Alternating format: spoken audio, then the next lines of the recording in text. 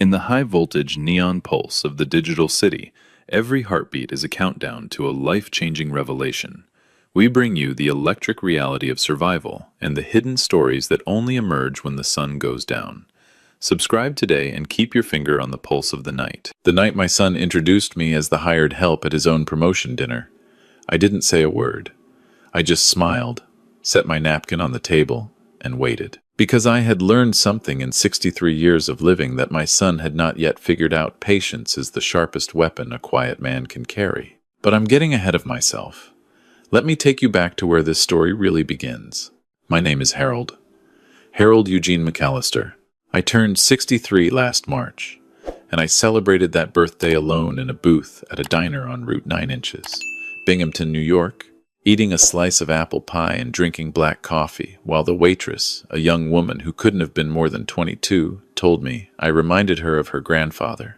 I left her a $20 tip on a $7 check, drove home in my old Ford F-150 with the cracked dashboard, and sat in my armchair in the dark for a long time before I went to bed. Not because I was sad. I want to be clear about that.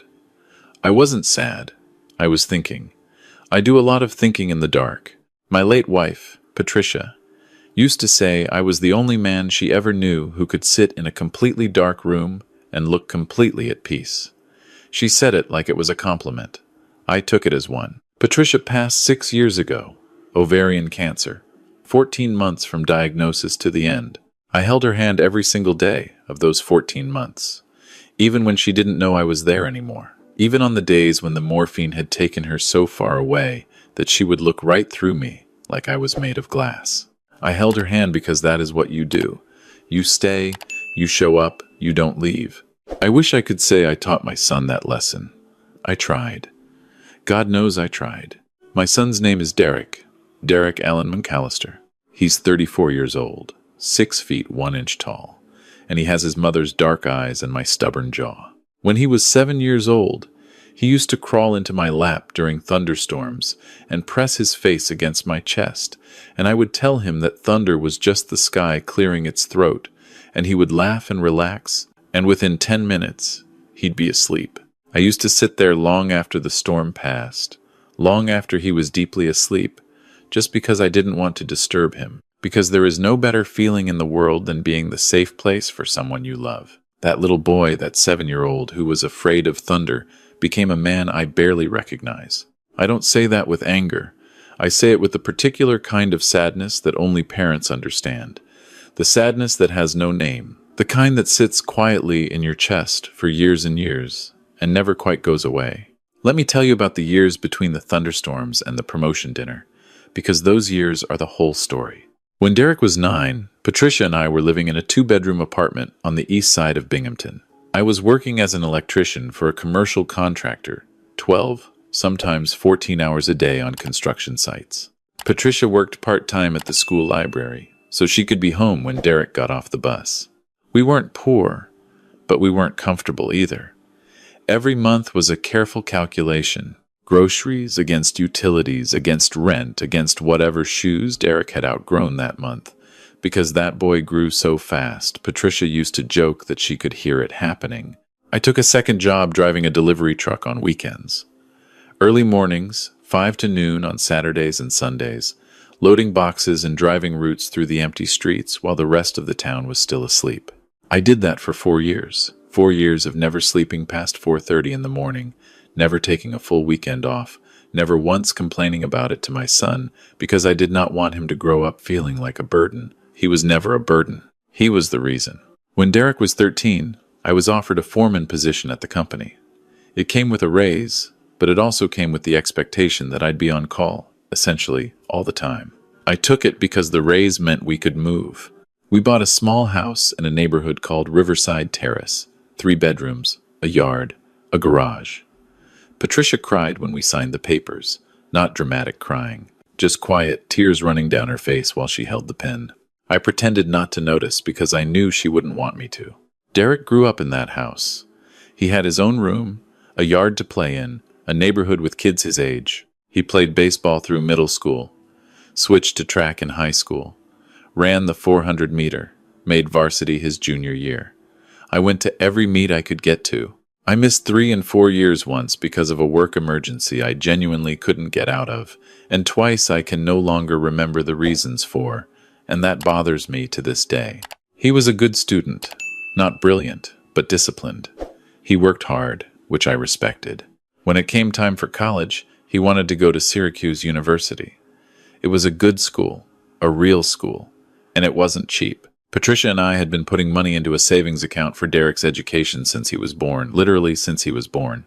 Patricia opened the account the week we brought him home from the hospital. By the time he was ready for college, there was enough to cover about 2 years of tuition at Syracuse. The other 2 years, I took out a loan I spent 5 years paying off after he graduated. I am not telling you this to complain. I am telling you because it is part of the truth of what I did for my son. And the truth matters. Derek studied business. He graduated with a degree in finance, moved to New York City, and got a job at a mid-size investment firm in Manhattan. I drove him down in the F-150, helped him carry boxes up 4 flights of stairs to a studio apartment in Astoria, Queens. We ate pizza on the floor because he didn't have furniture yet. He seemed happy. I drove home that night feeling something complicated, proud, and also aware, for the first time in a concrete way, that the chapter where I was central to his daily life was closing. That was fine. That is what a good childhood is supposed to produce, a child who can leave. The trouble didn't start right away. For the first couple of years after he moved to New York, Derek called fairly regularly. Not every week, but enough. He'd come home for Thanksgiving and Christmas. He brought Patricia flowers, the last Thanksgiving she was well enough to sit at the table. He was a decent son, or at least he was trying to be. Then Patricia got sick, and everything shifted. And I think, looking back, that is when I started to see who my son was actually becoming. Patricia's diagnosis came in October of what would turn out to be the second to last year of her life. I called Derek the same evening we got the news. I remember where I was standing at the kitchen counter, looking out the window at the backyard, the same backyard where I used to push Derek on a tire swing that I hung from the big oak tree. I told him what the doctor had said. There was a pause, and then he said, "Okay, Dad, thanks for letting me know. I'll try to get up there when I can." He visited twice in 14 months. Twice. I am not going to dwell on that. I processed that grief in the years after Patricia died, and I made a certain peace with it. People handle fear differently. Some people run toward it. Some people run away from it. I believe my son ran away because he couldn't cope with watching his mother disappear. And I tried for a long time to hold on to that explanation because it was kinder than the alternative. After Patricia passed, the distance between Derek and me grew wider and more permanent. He called on my birthday and at Christmas, sometimes Easter. He texted occasionally. He came home once in the first 3 years after she died once, for 4 days. And for 2 of those days, he was on his phone more than he was in the room with me. I cooked for him, showed him the work I'd done on the house, tried to catch up. He was polite. He was pleasant. But there was a wall there that I couldn't get through. And after a while, I stopped throwing myself against it quite so hard. Here is what I did not know during those years. I did not know that Derek had been steadily building a new life for himself in New York, and that in this new life, I did not fit the image he was constructing. I found this out gradually, and then all at once. The gradual part was small things. He stopped mentioning me to his colleagues, as far as I could tell. When he would occasionally mention something I said or did in a phone call, there was always a slight hesitation, a slight shift in tone, as if he were checking whether this information was acceptable to disclose. Once, he told me that he had told people at work that he didn't have much family. I asked him what he meant. He said, it's easier. I didn't push it. I should have. The all-at-once part was the promotion dinner. Derek had been working at the firm for about 8 years by the time he made senior vice president. It was a real achievement. I was genuinely proud of him. When he called to tell me about the promotion, I could hear the excitement in his voice, the pure, uncomplicated happiness of someone who has worked hard for something and received it. And for a moment he sounded exactly like the boy who used to run toward me after a track meet, waving, before he'd even cleared the finish line. He said there would be a dinner. The firm was hosting it at a restaurant in Midtown Manhattan, a place called Aldridge, which, I looked up afterward, has a tasting menu that starts at $350 per person. He said he wanted me to come. I was surprised, pleasantly surprised, and I said, of course, absolutely, I wouldn't miss it. I bought a new suit. I want you to understand that this was not a small thing for me. I had one suit, the one I bought for Patricia's funeral, and I couldn't wear that. So I went to a department store in Binghamton, and I spent $240 on a charcoal gray suit and a burgundy tie. The young man helping me said I looked sharp. I believed him. I drove to New York the morning of the dinner, checked into a budget hotel in Midtown, and took the subway to Aldridge like I was 25 again. I arrived early. Derek had not arrived yet. A hostess in a black dress showed me to a private dining room in the back, a beautiful room, dark wood, soft lighting, a long table already set with more silverware than I usually use in a month. Other people were filtering in, colleagues of Derek's, their spouses.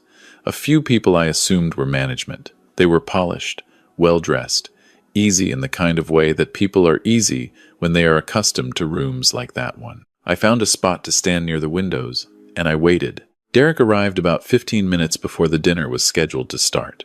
He was wearing a charcoal suit, not entirely unlike mine, though his was clearly worth more. He had a woman on his arm, his girlfriend, Natasha, whom I had only seen in photographs. She was beautiful and confident, and she scanned the room the way people do when they are used to being looked at. Derek saw me across the room and something crossed his face. It was fast, maybe a half second, and I might have missed it if I hadn't been watching carefully. It was not happiness. It was something more complicated. Something closer to the expression you make when you see a problem you thought you'd managed appear anyway. He crossed the room and hugged me briefly, one of those shoulder contact hugs where the rest of the body stays back. "Dad," he said, "you made it." "Of course I made it," I said. He introduced me to Natasha, who was warm and polite and seemed genuinely pleased to meet me, which made me like her immediately and feel slightly sorry for her, though I couldn't have explained why in that moment. Then his boss arrived. Derek's boss was a man named Elliot Hartwell, the managing director of the firm, early 60s, silver-haired, the kind of man who seems to take up slightly more space than he physically occupies. He came into the room, and the room rearranged itself around him, the way rooms do around certain kinds of people. Derek went to greet him, and I followed because I was standing right there, and it seemed natural. Elliot Hartwell extended his hand to Derek, clapped him on the shoulder, said something about well-deserved and long overdue, and then he turned and looked at me with the open, expectant expression of a man waiting to be introduced. And this is the moment. This is the exact moment I want you to understand clearly, because everything that came after was rooted right here. Derek looked at me. Then he looked at Elliot Hartwell. Then he said with a small, smooth smile that I had never seen on his face before and hope never to see again, "This is Harold. He does some maintenance work at my place up in Binghamton. I helped him get a train ticket to see a bit of the city. You know how it is, trying to give back." The words landed like something dropped from a great height. Elliot Hartwell turned to me with a polished smile and said, "Well, that's very generous of Derek. Enjoy the city, Harold." I looked at my son. He did not look away. He held my gaze for 1 second, 2 seconds, and in those seconds I saw something I had not allowed myself to see clearly before. I saw that he knew exactly what he had just done, and that he had decided, somewhere along the way, in some quiet internal accounting I had not been party to, that it was acceptable, that I was something to be managed, that the story of who he was did not include the full truth of who I was. I am a 63-year-old man who spent the better part of 4 decades getting up before the sun, carrying things, building things, driving through cold mornings and late nights so that my son could stand in a room like that one and be celebrated. And he had just told his boss, in front of a room full of his colleagues, that I was the handyman. I smiled at Elliot Hartwell. I said, "Lovely to meet you." I said it calmly, pleasantly, with absolutely no indication of what was happening inside my chest. Then I went back to my spot by the windows. I want to tell you exactly what I felt in those minutes, because I think it matters. I did not feel the hot, immediate anger that you might expect. I felt something colder and more clarifying. I felt the way I imagine you feel when a doctor tells you something you already knew but had not let yourself fully believe. There is a strange stillness in that moment, a kind of settling. The story you have been telling yourself rearranges around the truth. I thought about Patricia.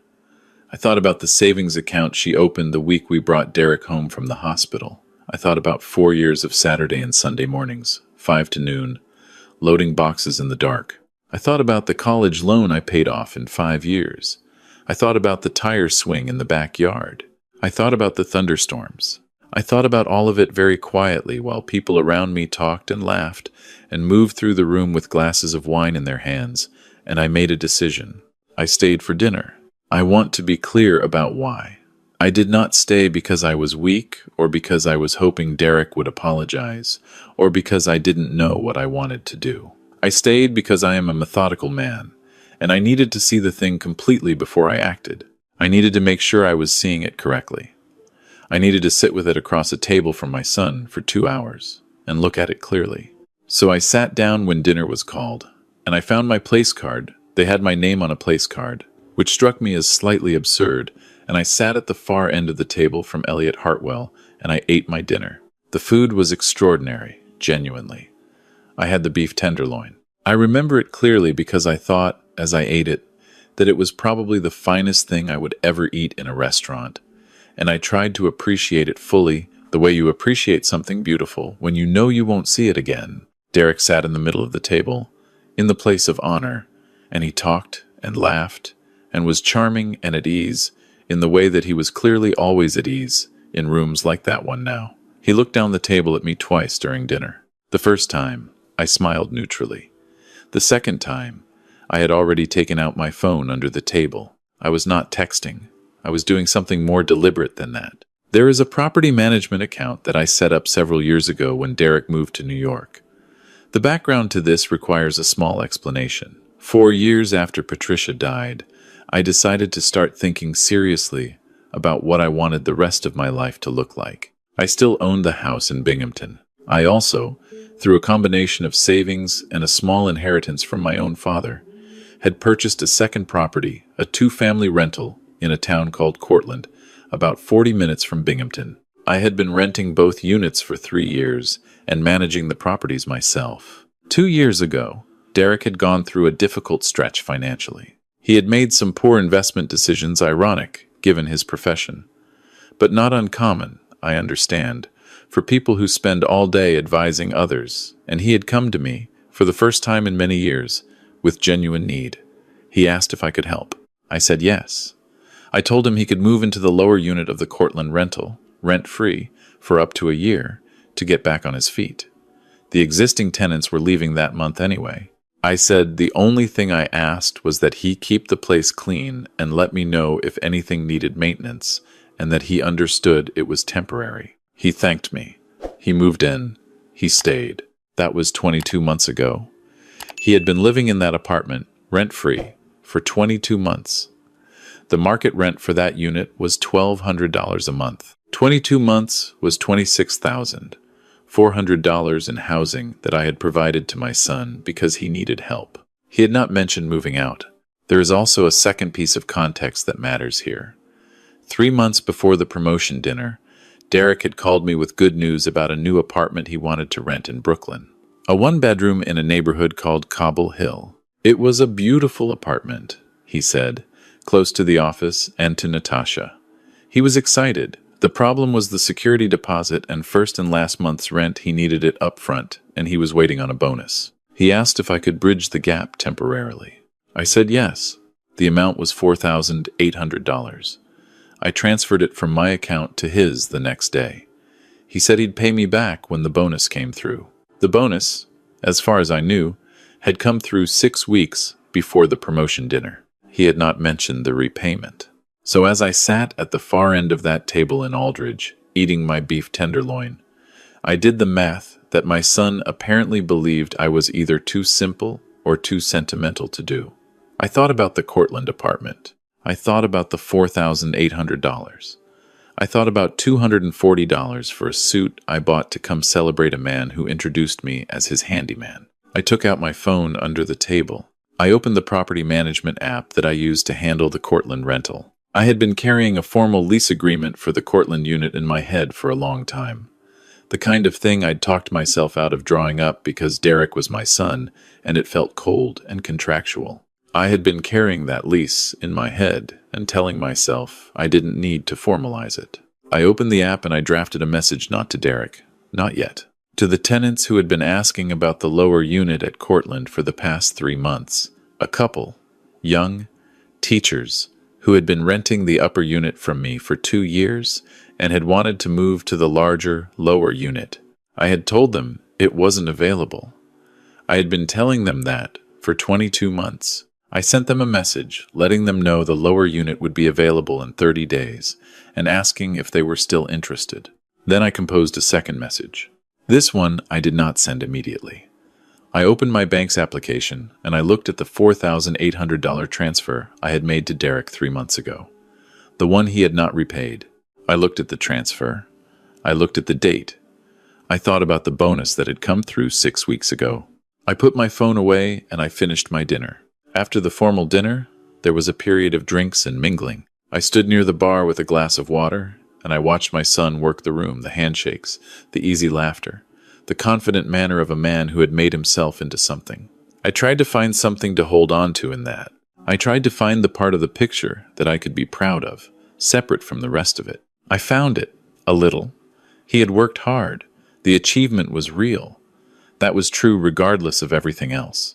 Natasha found me at the bar. She stood next to me and watched the room with me for a moment, and then she said quietly, "It really is lovely that you could come." She had a specific sincerity when she said it, a directness that was different from politeness. I looked at her and I thought that she might be better than him. I hoped she knew what she was dealing with. "It really is lovely that you could come." I thanked her. About 45 minutes after dinner ended, I found Derek near the exit, talking to a couple I didn't recognize. I waited. When they moved on, he turned to me. He seemed relaxed, the dinner having gone well, the evening winding down in his favor. "Great night," he said. "Yes," I said. "I need to get back to the hotel. Early morning." He nodded. He reached out and touched my arm briefly. "Thanks for coming, Dad." I looked at him for a moment.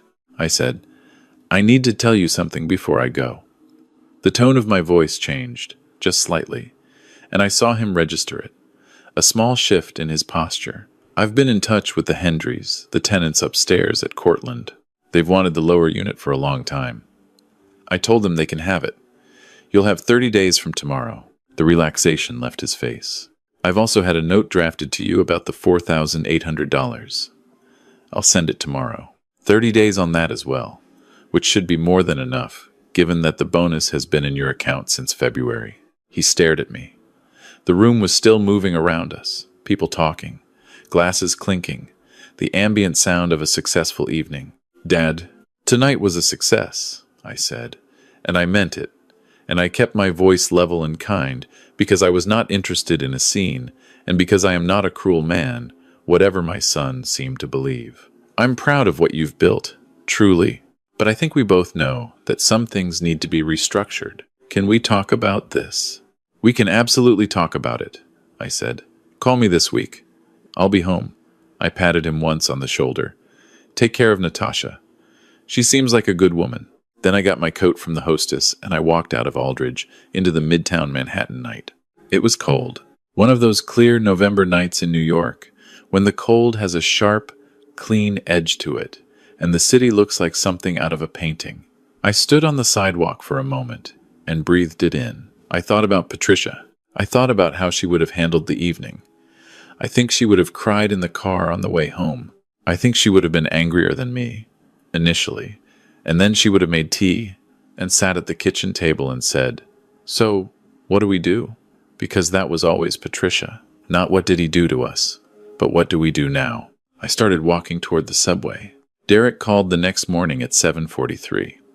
I was eating breakfast at the hotel, a waffle with powdered sugar, the kind of deliberate small pleasure I have learned to give myself without apology. The phone buzzed and I looked at it and I let it go to voicemail. Not out of coldness, but because I wasn't ready for the conversation yet, and I had learned that conversations entered before you are ready for them tend to go badly. He left a voicemail.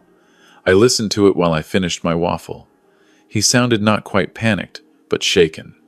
He said we needed to talk. He said there were things I didn't understand about the situation. He said the Cortland thing was a misunderstanding, and he'd been planning to bring it up. He said the money transfer had just slipped his mind, and he'd take care of it right away. Then, near the end, after the logistics, after the practical scrambling, his voice changed slightly, and he said, "I didn't mean last night to."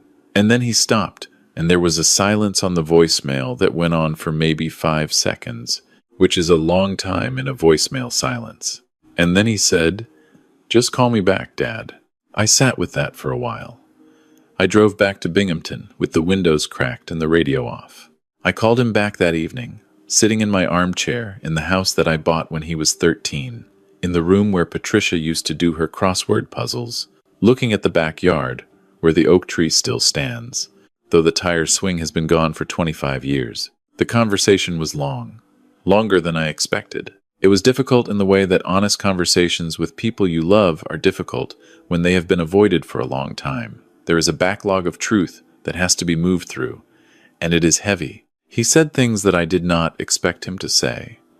He said that he had been ashamed of his financial trouble 2 years ago, and that shame had made him smaller in ways he hadn't fully dealt with. He said that being around me sometimes made him feel like he was failing, because I had built more with less than he had managed to build with more, and he didn't know how to hold that.